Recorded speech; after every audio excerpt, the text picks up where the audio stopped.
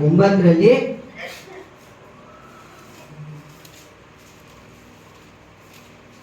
12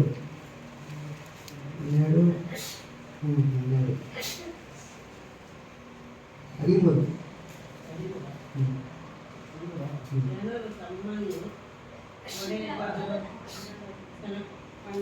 ಹೀಗಿದ್ದರೂ ಆ ಜನರು ತಮ್ಮನ್ನು ಹೊಡೆದಾತನ ಕಡೆಗೆ ತಿರುಗಿಕೊಳ್ಳಲು ಇಲ್ಲ, ಸೇನಾಧೀಶ್ವರನಾದ ಯೆಹೋವನನ್ನು ಸೇವಿಸಲೂ ಇಲ್ಲ. ಯಾಕೆ ಪ್ರಪಂಚದಲ್ಲಿ ಜನಗಳು ಯಾಕೆ ದೇವ್ರನ್ನ ಎಷ್ಟೇ ದೇವ್ರು ಹೊಡಿತಾ ಇದಾರೆ ಜನಗಳನ್ನ, ನೀವು ಬದಲಾಗ್ರಿ, ದೇವ್ರ ಕಡೆ ತಿರುಗ್ಕೊಳ್ರಿ ಅಂದ್ರೆ ಯಾಕೆ ತಿರುಗ್ತಾ ಇಲ್ಲ ಅಂದ್ರೆ ಸೈತಾನನ ವಂಚನೆಗೆ ಒಳಗಾಗಿದ್ದಾರೆ ಜನಗಳು. ಎಲ್ಲಾ ದೇವ್ರ ಬಗ್ಗೆ ಗೊತ್ತು, ಎಂತ ದೇವರು, ಅದ್ಭುತಗಳ ದೇವರು, ಮೋಶೆ ಮೂಲಕ ದೇವ್ರು ಸಮುದ್ರ ಸೀಳಿ ಕರ್ಕೊಂಡು ಹೋದ್ರು ಅಂತ ಗೊತ್ತು, ದೇವ್ರು ಮಾಡಿರೋ ಅದ್ಭುತಗಳೆಲ್ಲ ಗೊತ್ತು, ದೇವ್ರ ಕಾರ್ಯಗಳೆಲ್ಲ ಗೊತ್ತು, ದೇವ್ರು ಎಂತವ್ರು ಅನ್ನೋದನ್ನು ಗೊತ್ತು. ಆದ್ರೆ ಯಾಕೆ ದೇವ್ರು ಇಷ್ಟು ದೇವ್ರು ಹೊಡೆದು ಕೂಡ ಯಾಕೆ ದೇವ್ರ ಬುದ್ಧಿ ಬರ್ತಾ ಇಲ್ಲ? ಜನಗಳು ಏನ್ ಅನ್ಕೊಂಡ್ಬಿಟ್ಟಿದ್ದಾರೆ? ಕೀರ್ತನೆಗಳು 136 ಕೀರ್ತನೆಗಳು.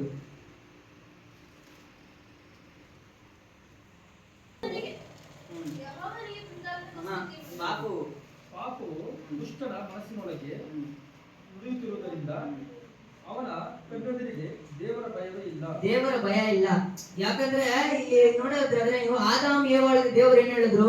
ನೋಡಪ್ಪ, ಈ ಹಣ್ಣಿನ ಮರದಾದ್ರೆ ನೀವು ಏನ್ ಮಾಡ್ರಿ, ಹೋಗ್ಬೇಡ್ರಿ. ಸೈತಾನ ಯಾರನ್ನು ಹುಡ್ಕೊಂಡ್ ಬರಲ್ಲ. ನಾವ್ ಅನ್ಕೊಂಡಿರ್ತೀವಿ ಸೈತಾನ್ ಹೊಡಿತಾವ ನಮ್ಮನ್ನ, ಸೈತಾನ ಏನ್ ಮಾಡ್ತಾವನೆ, ನಮ್ಮನ್ನ ಹಿಂಸೆ ಮಾಡ್ತಾವನೆ, ನಮ್ಗೆ ಅದು ಇದು ಮಾಡ್ತಾ ಇದ್ದಾನೆ ಅಂತ ಎಲ್ಲಾರು ಹಂಗೆ ಅನ್ಕೊಂಡ್ಬಿಟ್ಟಿರೋದು. ಏನ್ ಅನ್ಕೊಂಡ್ಬಿಟ್ಟವ್ರು? ಸೈತಾನ್ ನಮ್ಮನ್ನ ಹೊಡಿತಾ ಇದ್ದಾನೆ ಅಂತ. ಆದ್ರೆ ಸೈತಾನ್ ನಮ್ಮನ್ನ ಹೊಡಿತಾ ಇಲ್ಲ. ಅವನಿಗೆ ನಾವು ಜಾಗ ಕೊಟ್ರೆ ಮಾತ್ರ. ದೇವ್ರೇನ್ ಹೇಳಿದ್ರು? ಅಲ್ಲಿ ಹೋಗ್ಬೇಡ ಅಂದ್ರು. ಇವ್ರೇನ್ ಮಾಡಿದ್ರು? ಅದು ಚೆನ್ನಾಗೈತಲ್ಲ ನೋಡಕ್ಕೆ, ಹೋಗಿದ್ಯಾ ಇವ್ರ ತರ ಹೋದ್ರು. ಅವ್ನ್ ಬಂದ ಇವ್ರ ಹತ್ರ? ಮರ ಆಟೋಮೆಟಿಕ್ ಇವ್ರ ಹತ್ರ ಬಂದಿಲ್ಲ. ಆತರ ಇಲ್ಲಿ ಸೈತಾನನಿಗೆ ಜಾಗ ಕೊಟ್ಟಾಗ ಅವನೇನ್ ಮಾಡ್ತಾನೆ? ಇವಾಗ ಇರೋ ಜನರು ಇವಾಗೆಲ್ಲ ಏನ್ ಅನ್ಕೊಂಡ್ಬಿಟ್ಟಿದ್ದಾರೆ? ನಾವು ಮಾಡ್ತಿರೋ ಪ್ರಾರ್ಥನೆ, ನಾವು ಚರ್ಚಿಗೆ ಕರೆಕ್ಟ್ ಆಗಿ ಹೋಗ್ತಾ ಇದೀವಿ. ಸೈತಾನ್ ಹಂಗೆ ನೋಡಿ, ಇಲ್ಲಿ ಏನೋ ಪಾಪವು ದುಷ್ಟನ ಮನಸ್ಸಿನೊಳಗೆ ನುಡಿಯೋದರಿಂದ ಅವನ ಕಣ್ಣೆದುರಿಗೆ ದೇವರ ಭಯ ಇಲ್ಲ. ಆ ಭಯ ಇವಾಗ ಏನ್ ಅನ್ಕೊಂಡ್ಬಿಟ್ಟಿದ್ದಾರೆ ಲೋಕದಲ್ಲಿ ಅಂದ್ರೆ, ಓ ನಾವು ಪ್ರೇಯರ್ ಮಾಡ್ತಾ ಇದೀರಿ, ಇದು ದೇವರ ಮಹಿಮೆ. ನಾವು ಚರ್ಚಿಗೆ ಹೋಗ್ತಾ ಇದೀರಿ, ಇದು ದೇವರ ಮಹಿಮೆ. ಓ ನಾವು ಮಾಡ್ತಿರೋ ಕಾರ್ಯಗಳೆಲ್ಲ ಹಂಗೆ ಇವನ್ನ ಕೆಳಗಡೆ ನೋಡಿ ಹಂಗೆ ಅವನ ಬಾಯಿ 2 ಅದು ಅವನನ್ನು ವಂಚಿಸಿ ನಿನ್ನ ತಪ್ಪು ಬಯಲಿಗೆ ಬರುವುದಿಲ್ಲವೆಂದು ಹೇಯವಾಗುವುದಿಲ್ಲ ಎಂದು ಊದಿ ಬಿಡುತ್ತೆ. ಅವ್ನ ಸೈತಾನ್ ಏನ್ ಮಾಡ್ತಾನೆ ಅಂದ್ರೆ, ನೀನ್ ಮಾಡ್ತಿರೋದೆಲ್ಲ ಕರೆಕ್ಟ್, ಏನ್ ಮಾಡ್ತಾ ಇಲ್ಲ ನೀನು, ಚರ್ಚಿಗೆ ಹೋಗ್ತಾ ಇದೀಯಾ, ಕರೆಕ್ಟಾಗಿ ಪ್ರಾರ್ಥನೆ ಮಾಡ್ತಾ ಇದೀಯಾ, ಹಾಡು ಹೇಳ್ತಾರೆ, ಯಾರು ಇನ್ನೇನಪ್ಪ ಮಾಡ್ಬೇಕು ಏನಂತ ಹೇಳಿ ಊದ್ ಬಿಡ್ತಾನಂದ್ರೆ ಅವನು ಹಿಂಗೆ. ಯಾಕಂದ್ರೆ ಅಲ್ಲಿ ದೇವ್ರನ್ನ ನಾವು ಹೃದಯ, ಇವಾಗ ನಾವು ಯಾಕೆ ನಮ್ಗೆ ವೇದನೆ, ಕಣ್ಣೀರು, ದುಃಖ, ಕಷ್ಟ, ನಮ್ ಯೋಚನೆಗಳು ಯಾಕೆ, ಹೊಟ್ಟೆ ಉರಿ, ಒಬ್ಬರ ಮೇಲೆ ನಮ್ಗೆ ಯಾಕೆ ರೋಷ, ಬೇರೆ ಬೇರೆ ತರ ಯೋಚನೆ ಯಾಕೆ? ಯಾಕಂದ್ರೆ ನಮ್ಮ ಹೃದಯ ದೇವ್ರನ್ನ ಪ್ರೀತಿಸ್ತಾ ಇಲ್ಲ. ದೇವ್ರನ್ನ ಪ್ರೀತಿಸಂಗಿದ್ರೆ ನಾವು ಒಬ್ಬರ ಮೇಲೆ ಬೇಜಾರು ಮಾಡ್ಕೊಂತೀರಾ? ಒಬ್ಬರ ಮೇಲೆ ನಮ್ಗೆ ಕೋಪ ಬರುತ್ತಾ? ದೇವ್ರ ಎಂತ ಕರುಣಾನಿದೆ. ಇಲ್ಲಿ ಒಂದ್ ವಿಷಯ, ಯಾವ್ದಾವ ವ್ಯವಹಾರನ ದೇವ್ರು ಏನ್ ಮಾಡೋರು? ಹಣ್ಣು ತಿನ್ಬೇಡ್ರಿ ಅಂದ್ರು. ಆಮೇಲೆ ಬನ್ನಿ ಅವರು ಜ್ಞಾನ ವೃಕ್ಷ ಹಣ್ಣು ತಿಂದು ಏನಾಯ್ತು? ಜ್ಞಾನ ಬಂತು ಅವ್ರಿಗೆ. ಅಲ್ಲಿ ದೇವ್ರ ಕರುಣಾನಿಧಿ ತಾನೆ, ಯಾಕೆ ಅವ್ರಿಗೆ ಶಾಪ ಕೊಟ್ರು ದೇವ್ರು? ಇದನ್ನ ಯಾವತ್ತನ ಯೋಚನೆ ಮಾಡಿದೀರಾ? ಯಾಕೆ ಶಾಪ ಕೊಟ್ಟಿರ್ತಾರೆ ದೇವ್ರು ಅವ್ರಿಗೆ? ಎಂತ ಕರುಣೆ ಉಳ್ಳ ದೇವ್ರು. ಅವ್ರು ಒಳದಿ ಶಿಲ್ಬೆಗೆ ಆಗ್ತಾ ಇಲ್ಲ, ಏನು ಅರಿಯದ ಜನಗಳಪ್ಪ ಇವ್ರನ್ನ ಶಂಸು ಅಂತ ಹೇಳಿ ದೇವ್ರು ಸಣ್ಣ ಒಂದು ಅಂಟಿನಿಗೋಸ್ಕರ ಏನಕ್ಕೆ ಅವ್ರನ್ನ ಇದು ಮಾಡಿದ್ರು? ಏನೇನ್ ತೋಟದಿಂದ ಕಳಿಸಿದ್ರು? ಯಾರು ಯೋಚನೆ ಮಾಡಿಲ್ವ ಏನಕ್ಕಂತ? ಏನಕ್ಕಂದ್ರೆ ಅವ್ರ ಕ್ಷಮಾಪಣೆನೇ ಕೇಳಿಲ್ಲ. ದೇವ್ರ ಮೇಲೆ ತಪ್ಪೋಡ್ತಾವ್ರ ಏನಾದ್ರು, ನೀಂತನಪ್ಪ ಮಾಡಿ ಒಬ್ಬರನ್ನ ಕಳ್ಸಿದ್ಯಲ್ಲಪ್ಪ, ಆ ಅಮ್ಮ ಕೊಟ್ಲು ತಿಂದೆ ಅಂದ ಆದಾಮ. ಏನ್ ಮಾಡೋದು ಅದಕ್ಕೆ? ಹೌದಾ? ಒಂದ್ ವೇಳೆ ಅಲ್ಲಿ ಪಾಪ ಕ್ಷಮಾಪಣೆ ಕೇಳಿದ್ರೆ ಒಂದ್ ವೇಳೆ ದೇವ್ರು ಶಮಿಸಿರೋರು, ಬಿಡಪ್ಪ ಸರಿ ಏನೋ ಗೊತ್ತಿಲ್ದಿರ ಮಾಡಿದಾರೆ ಅಂತ. ಯಾರು ಕ್ಷಮಾಪಣೆ ಕೇಳೋ ಮನಸ್ಸು ಇಲ್ಲ, ಅಲ್ಲಿ ಮನಸ್ಥಿತಿನೂ ಇಲ್ಲ. ಯಾಕಂದ್ರೆ ನಮ್ಗೆ ಆಲೋಚನೆಗಳಿಲ್ಲ ಅಲ್ಲ. ನಾವು ಅವ್ರನ್ನ ಕೇಳುವಂತ ಆದಾಮು ಎಲ್ಲಾ ಪ್ರಾಣಿಗಳಿಗೆ ಎಲ್ಲಾರ್ಗು ಹೆಸರಿಟ್ಟು ಅಷ್ಟು ಬುದ್ಧಿವಂತನಾದ ಆದಾಮು ದೇವರ ಕ್ಷಮಾಪಣೆ ಕೇಳ್ಬೇಕಂತ ಅಷ್ಟು ಬುದ್ಧಿ ಇಲ್ಲ. ಆತರ ಈ ಲೋಕದಲ್ಲಿ ಜನಗಳಿಗೆ ಏನ್ ಅನ್ಕೊಂಡ್ಬಿಟ್ಟಿದ್ದಾರೆ? ಓ ನಾವು ಈ ಚರ್ಚಿಗೆ ಹೋಗ್ತಾ ಇರೋದು, ನಾವು ಪ್ರಾರ್ಥನೆ ಮಾಡ್ತಿರೋದು, ಕೇಳ್ತಿರೋ ವಾಕ್ಯಗಳು ಎಲ್ಲಾ ಕರೆಕ್ಟು, ಎಲ್ಲ ದೇವ್ರ ಮಹಿಮೆ ಆಗ್ಬಿಟ್ಟಿದೆ. ದೇವರ ಮಹಿಮೆ ಅದಲ್ಲ.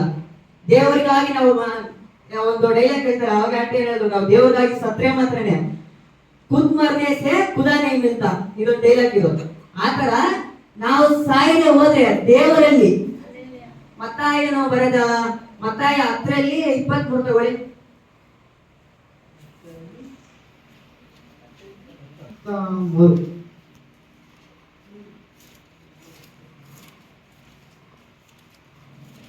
ನನ್ನ ಹೆಸರು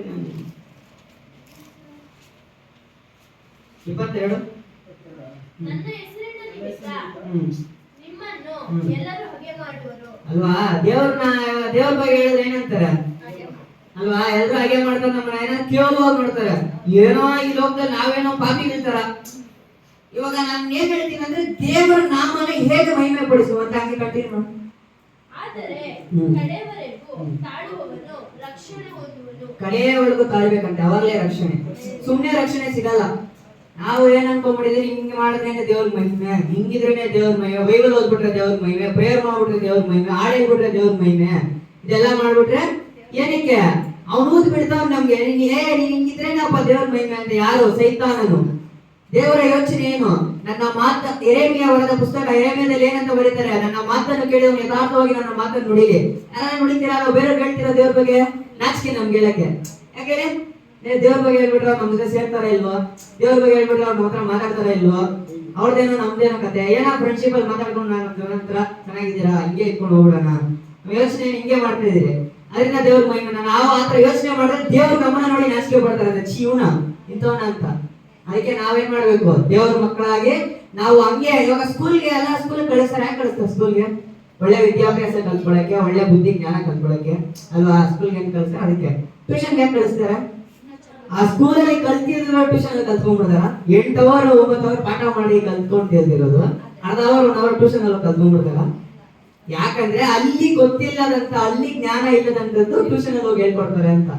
ಅದಕ್ಕೆ ಇವಾಗ ಹಲವಾರು ಬೇರೆ ಬೇರೆ ಚರ್ಚು ಬೇರೆ ಬೇರೆ ಇದ್ರಲ್ಲಿ ನೋಡೋದಾದ್ರೆ ಏನಂತಾರೆ, ಆ ಚರ್ಚ್ಗೆ ಈ ಚರ್ಚ್ ಅವ್ರು ಈ ಚರ್ಚಿಗೆ ಬರಬೇಡ ಅನ್ನೋದು, ಆ ಚರ್ಚ್ ಯಾಕಂದ್ರೆ ಅವ್ರನ್ನ ಹಾಳು ಮಾಡ್ಬಿಡ್ತಾರೆ, ಅವ್ರಿಗೆ ಏನೇನು ಹೇಳ್ಬಿಟ್ಟು ತಲೆ ಕೆಡಿಸ್ಬಿಡ್ತಾರೆ ಎಲ್ಲ.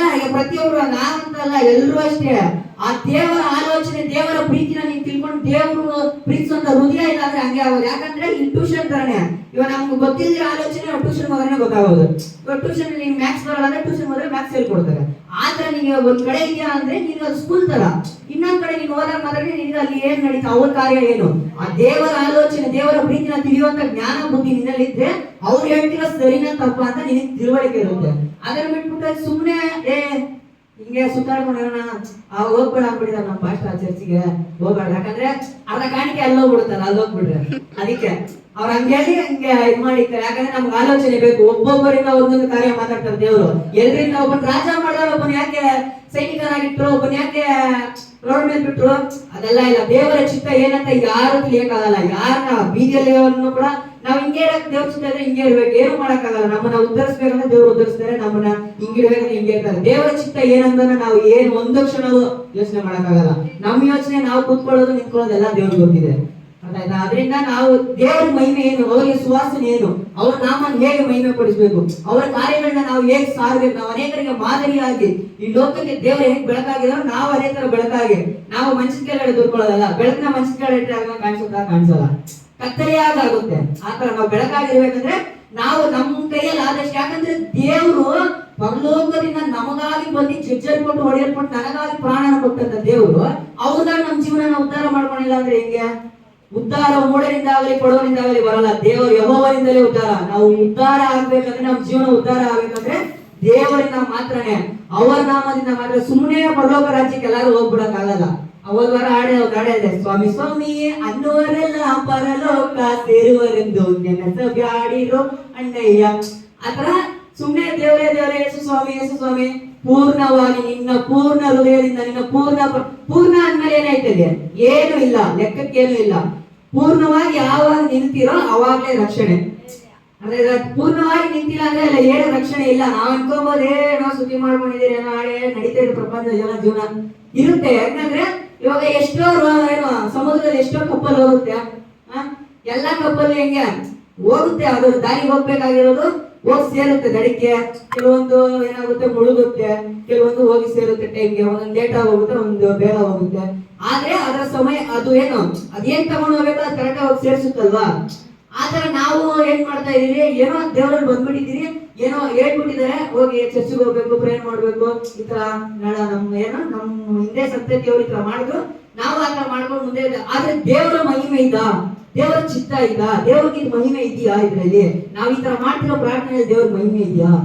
ಆತರ ಯೋಚನೆ ಮಾಡ್ಬೇಕು. ಯಾಕಂದ್ರೆ ನಮ್ಮ ದೇವರು ಎಂತ ದೇವರು, ಪರಿಶುದ್ಧ ದೇವರು.